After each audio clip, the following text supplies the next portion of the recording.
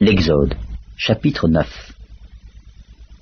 L'Éternel dit à Moïse, « Va vers Pharaon, et tu lui diras.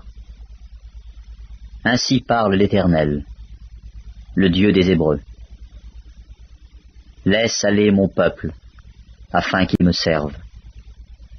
Si tu refuses de le laisser aller, et si tu le retiens encore, voici, la main de l'Éternel sera sur tes troupeaux, qui sont dans les champs, sur les chevaux, sur les ânes, sur les chameaux, sur les bœufs et sur les brebis. Il y aura une mortalité très grande. L'Éternel distinguera entre les troupeaux d'Israël et les troupeaux des Égyptiens, et il ne périra rien de tout ce qui est aux enfants d'Israël. L'Éternel fixa le temps et dit, « Demain, l'Éternel fera cela dans le pays. » Et l'Éternel fit ainsi, dès le lendemain. Tous les troupeaux des Égyptiens périrent, et il ne périt pas une bête des troupeaux des enfants d'Israël. Pharaon s'informa de ce qui était arrivé, et voici, pas une bête des troupeaux d'Israël n'avait péri. Mais le cœur de Pharaon s'endurcit, et il ne laissa point aller le peuple. L'Éternel dit à Moïse et à Aaron, « Remplissez vos mains de cendre de fournaise, et que Moïse la jette vers le ciel, sous les yeux de Pharaon. Elle deviendra une poussière qui couvrira tout le pays d'Égypte, et elle produira dans tout le pays d'Égypte, sur les hommes et sur les animaux, des ulcères formés par une éruption de pustules. » Ils prirent de la cendre de fournaise et se présentèrent devant Pharaon. Moïse la jeta vers le ciel, et elle produisit sur les hommes et sur les animaux des ulcères formés par une éruption de pustules. Les magiciens ne purent paraître devant Moïse à cause des ulcères, car les ulcères étaient sur les magiciens, comme sur tous les Égyptiens. L'Éternel endurcit le cœur de Pharaon, et Pharaon n'écouta point Moïse et Aaron, selon ce que l'Éternel avait dit à Moïse. L'Éternel dit à Moïse, « Lève-toi de bon matin, et présente-toi devant Pharaon. Tu lui diras, « Ainsi parle l'Éternel, le Dieu des Hébreux. Laisse aller mon peuple, afin qu'il me serve. Car cette fois, je vais envoyer toutes mes plaies contre ton cœur, contre tes serviteurs et contre ton peuple, afin que tu saches que nul n'est semblable à moi sur toute la terre. Si j'avais étendu ma main et que je t'eusse frappé par la mortalité, toi et ton peuple, tu aurais disparu de la terre. Mais je t'ai laissé subsister, afin que tu voies ma puissance et que l'on publie mon nom par toute la terre.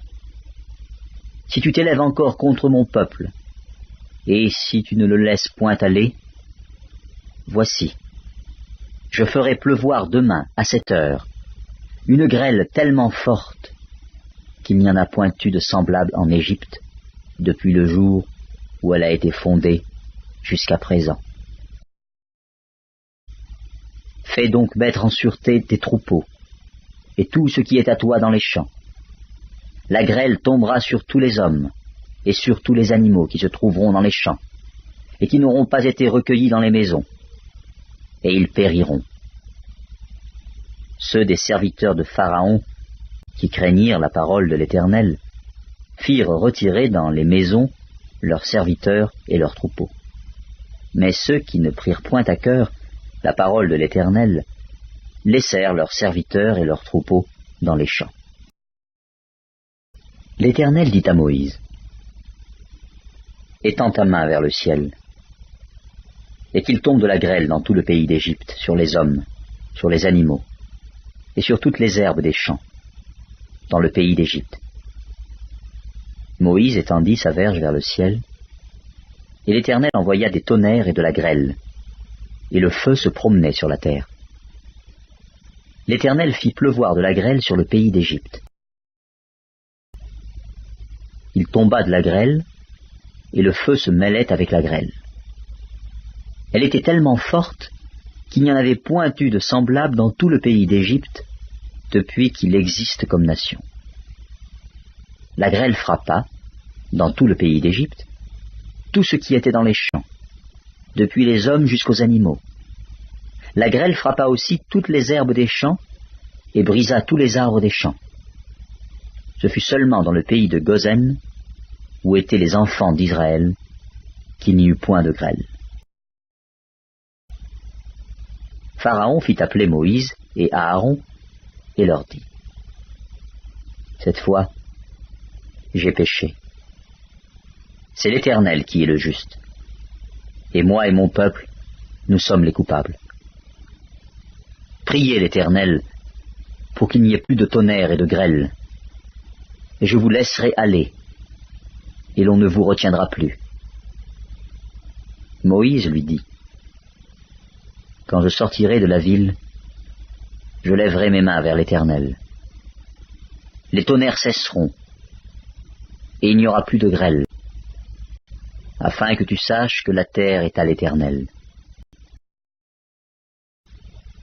Mais je sais que toi et tes serviteurs, vous ne craindrez pas encore l'Éternel Dieu. Le lin et l'orge avaient été frappés parce que l'orge était en épi et que c'était la floraison du lin. Le froment et l'épeautre n'avaient point été frappés parce qu'ils sont tardifs. Moïse sortit de chez Pharaon pour aller hors de la ville. Il leva ses mains vers l'Éternel, les tonnerres et la grêle cessèrent, et la pluie ne tomba plus sur la terre. Pharaon, voyant que la pluie, la grêle et les tonnerres avaient cessé, continua de pécher, et il endurcit son cœur, lui et ses serviteurs. Le cœur de Pharaon s'endurcit, et il ne laissa point aller les enfants d'Israël, selon ce que l'Éternel avait dit par l'intermédiaire de Moïse.